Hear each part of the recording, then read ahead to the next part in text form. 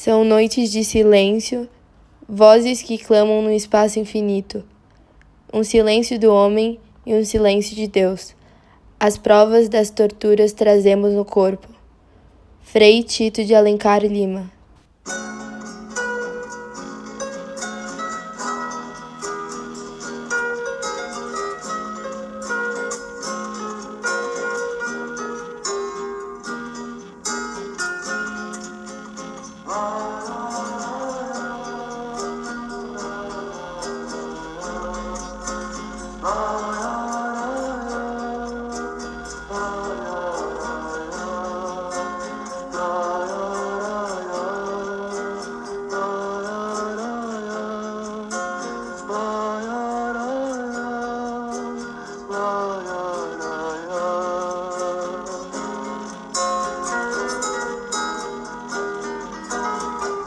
Durante o período da ditadura militar no Brasil, a Igreja Católica desempenhou papéis contraditórios. Por um lado, contribuiu para um clima de desestabilização nos meses que antecederam o golpe, e apoiou os militares no primeiro momento, especialmente a cúpula da Igreja Católica.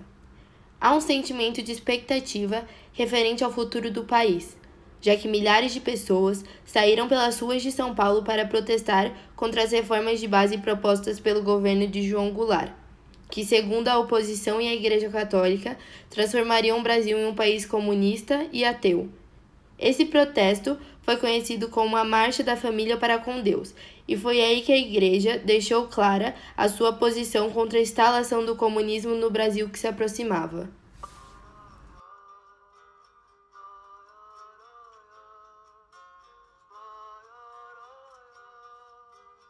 Logo após a instauração do regime militar, da ditadura, então iniciou-se também o processo de perseguição, de tortura, de prisão, de mortes, de exclusão, e isto perpetrou-se ao longo do período da ditadura em todas as regiões do país.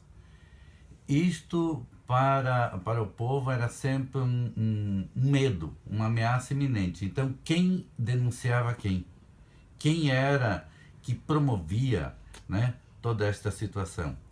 Porém, quando a igreja se depara com uma situação em que a vida humana, a dignidade humana estava sendo ferida, quebrada, então ela tem uma posição de colocar-se ao lado daqueles que estavam sendo perseguidos, com ou sem motivo, porque nada justifica a morte do ser humano, muito menos pela violência. Um regime ditatorial, muito menos poderia ser o causador de torturas, de perseguição, de mortes, de tantos jovens estudantes, de tantos trabalhadores, né, principalmente os operários, mas enfim, de pessoas, de profissionais liberais que estavam posicionando frente a toda esta, ou contrário a esta situação. Claro que havia grupos que eram mais radicais, mas a igreja posicionou-se em defesa da vida.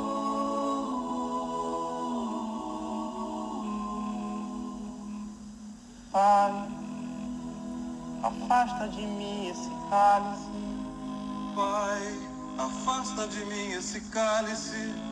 Pai, afasta de mim esse cálice de vinho tinto de sangue. O primeiro manual de tortura foi criado pela Igreja Católica na Espanha, durante a Santa Inquisição. Contudo, durante a ditadura militar no Brasil, a realização de torturas foi uma das razões pela qual a instituição eclesial deixou de apoiar o regime ditatorial. Os torturados eram expostos a condições deploráveis, extremamente dolorosas e humilhantes, onde seus direitos humanos eram violados. A igreja, frente a toda essa questão da repressão do regime militar, criou diversas comissões e grupos de defesa, né, aqueles que eram torturados, principalmente a questão da Comissão de Justiça e Paz e de Direitos Humanos. Estes dois organismos da igreja foi assim um trabalho muito forte que salvou muitas, mas muitas vidas de jovens, né, de operários. O papel da Comissão da Justiça e Paz e dos Direitos Humanos, então, levou a esconder pessoas que estavam sendo procuradas, né? E também a levar para países vizinhos para aguardar mudança, né? Política no país. Vamos pensar a igreja também, que a igreja não se posicionou toda ela contra o regime militar. Havia religiosos que apoiavam a ditadura, sim, subliminarmente, ou às vezes expondo-se até em pequenos manifestos. Então, mas o que leva a pensar que a igreja oficialmente, e vamos trazer a figura aqui mais expoente de Dom Paulo, foi aquele que mais claramente trouxe a questão à luz de uma sociedade que já não suportava mais todo esse processo de perseguição contínua, de injustiça social. Uma figura extremamente importante na luta contra a ditadura militar no Brasil foi o arcebispo armênio Dom Paulo Evaristo Arns. Dom Paulo conquistou grande influência e poder na época. Dava suporte às famílias dos presos políticos, denunciava torturas e perseguições, e chegou a celebrar missas com presos políticos escondidos em seu altar. Em 31 de outubro de 1975, no interior da Catedral e na Praça da Sé, foi celebrada uma missa em homenagem a Vladimir Herzog, com 8.000 pessoas presentes. A polícia tentou frear a multidão, mas de nada adiantou para evitar que fossem ouvidas as palavras de resistência e coragem do cardeal Dom Paulo Evaristo Arns. Basta! Vladimir Herzog foi assassinado. Vladimir Herzog foi um jornalista preso e torturado até a morte no DOI-CODE. Outra figura importante a ser destacada é o Frei Tito de Alencar Lima, que foi um católico brasileiro que assumiu a direção da Juventude Estudantil Católica em 1963. O frade teve um importante papel na luta contra o regime ditatorial. Frei Tito foi preso e torturado no DOI-CODE de maneira extremamente desumana e dolorosa. Escreveu na sua prisão sobre as torturas sofridas, foi banido do Brasil pelo governo de Médici e seguiu para o Chile. Tito cometeu suicídio. Dom Paulo Evaristo Arns repudiou a tragédia da tortura em missa de corpo presente, acompanhada por mais de 4.000 pessoas. Caminhando e cantando e seguindo a canção, somos todos iguais, braços dados ou não, nas escolas, nas ruas, campos, construções, caminhando e cantando e seguindo a canção. Vamos embora, que esperar não é saber. Quem sabe faz a hora, não espera acontecer. Vem, vamos embora, que esperar não é saber. Quem sabe faz a hora, não espera acontecer.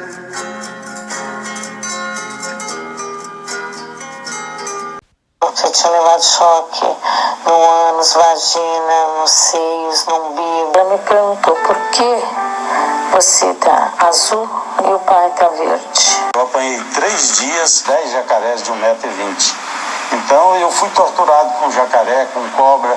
A gente ficava nu e algemado e o jacaré, aquilo fedia carne podre, andando frio em cima da gente e com tortura sexual. Falando que eu sou palmatória e falava, essa mão nunca mais vai pegar seus filhos. Um dia muita gente em casa. E um dos padres dominicanos, ele falou sobre isso e a polícia foi na minha casa. Ele me tirava a roupa, deitava assim, me debruçava em cima de uma mesa e me batia muito. Se tem uma coisa que os torturadores tinham razão, era dizer que marca de tortura não passa. Não passa, não passa. Nem a marca física, sempre vai ter uma coisa lá, mas a de dentro, jamais vai passar. Né? Caminhando e cantando e seguindo a canção. Vem, vamos embora, que esperar não é saber. Quem sabe faz a hora,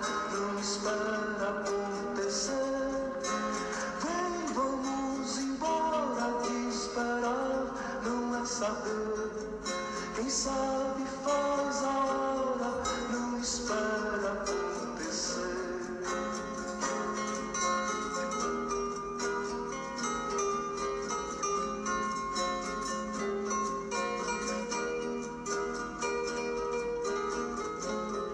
Pelos campos afora